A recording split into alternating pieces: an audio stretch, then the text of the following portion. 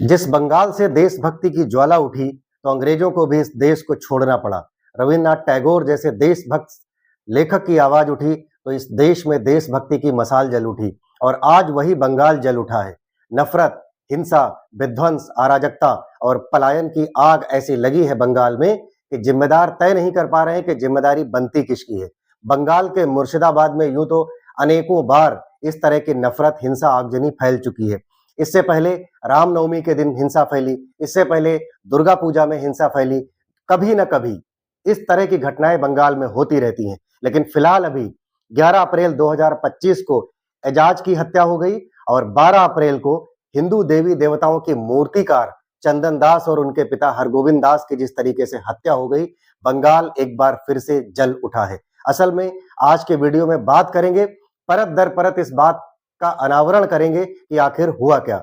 11 अप्रैल को एक जुलूस निकला और उस जुलूस में लगभग सब नाबालिग यानी 18 वर्ष से नीचे के नौजवान थे और वो वक्फ बोर्ड बिल का विरोध कर रहे थे। जो भी संशोधन बिल केंद्र सरकार में सदन ने पारित किया है, उसका विरोध करते हुए वो एक जुलूस घूम रहा था और एकाएक उस जुलूस को न जाने क्या हुआ, उस जुलूस की भीड़ ने, उन बच्चों की भीड़ ने आक्रांता के रूप में लोगों के घरों के अंदर घुसकर मारना, पीटना, तोड़ना शुरू कर दिया, गाड़ियों को जलाना शुरू किया, दुकानों के अंदर पेट्रोल बम डाल करके जलाना और दुकानों को लूटना, मॉल्स को लूटना और जो मिले उसको मारना, काटना शुरू कर दिया। अब एजाज की हत्या और चंदन दास की हत्या, ये दोनों हत्याएं इस तरह की बात बताती हैं कि इसमें सिर्फ न हिंदू मरा है, न मुसलमान मरा है तो सिर्फ इंसान मरा है। ममता बनर्जी से सवाल पूछे जाने पर ममता बनर्जी कहती हैं कि बिहार से हिंदू लोगों को मुस्लिमों के रूप में लाया गया है और फिर बंगाल में इस तरीके का आगजनी, हिंसा और दंगा और नफरत फैलाई गई है।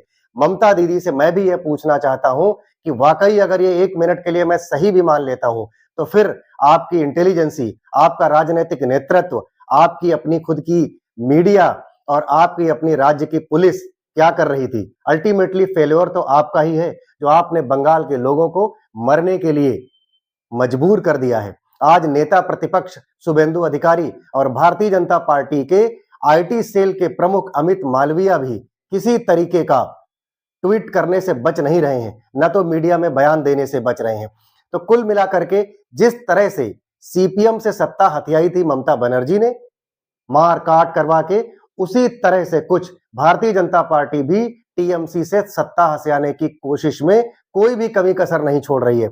लेकिन अब कुल मिलाकर के जो घटनाएं हो रही हैं, जिस तरह से 11 अप्रैल 2025 को निमित्ता रेलवे स्टेशन को घेरा गया, निमित्ता रेलवे स्टेशन को घेरने के बाद शमशेरगंज, धुलियान और मालदा जैसी जगहों पर आगजनी, नृशंस हत्याएं, लूट और दुकानों को लूटा गया, बस्तियों को लूटा गया, जो मिला उसको मारा गया, इस तरह की हत्याएं हो रही हैं। आज बंगाल की हाईकोर्ट को भी दखलंदाजी देनी पड़ रही है। जनता के साथ साथ हाईकोर्ट को भी इस बात पर यकीन नहीं रहा कि बंगाल की पुलिस, जो ममता बनर्जी के नेतृत्व में बंगाल की हिंसा को संभाल पाएगी।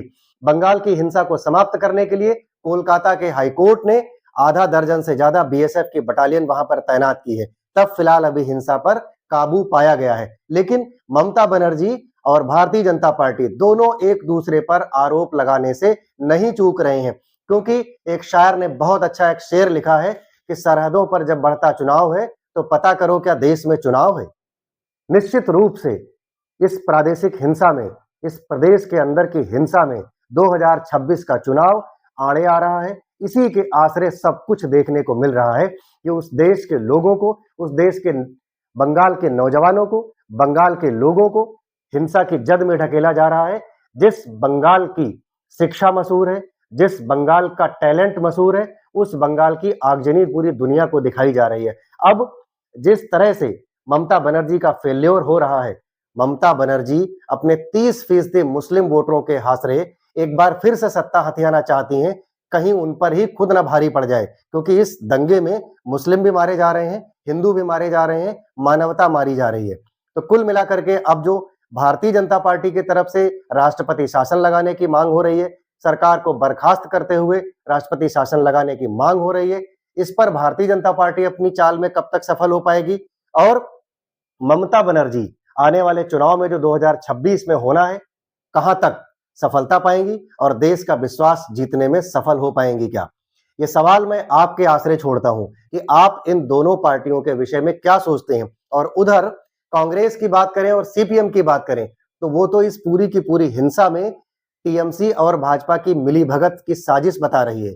तो कुल मिलाकर के जो बंगाल का राजनीतिक मायने है उससे आप क्या सोचते हैं? लोगों की मौत, लोगों के ऊपर जो बीत रही है, उस विषय में तमाम सारे न्यूज चैनल और तमाम सारे सोशल मीडिया पर जुड़े लोग जिस तरह से वहां की ग्राउंड रिपोर्टिंग करते हुए चीजें आपके सामने ला रहे हैं, आपके अपने भी संज्ञान में कुछ सारे विचार आते होंगे। वो विचार आप मेरे वीडियो के कमेंट सेक्शन में जरूर दाखिल कीजिए, क्योंकि एक देशभक्त का यह नैतिक कर्तव्य भी बनता है। जय हिंद, जय भारत। आप मेरे चैनल को सब्सक्राइब कीजिए, फेसबुक पेज को फॉलो भी कीजिए। धन्यवाद।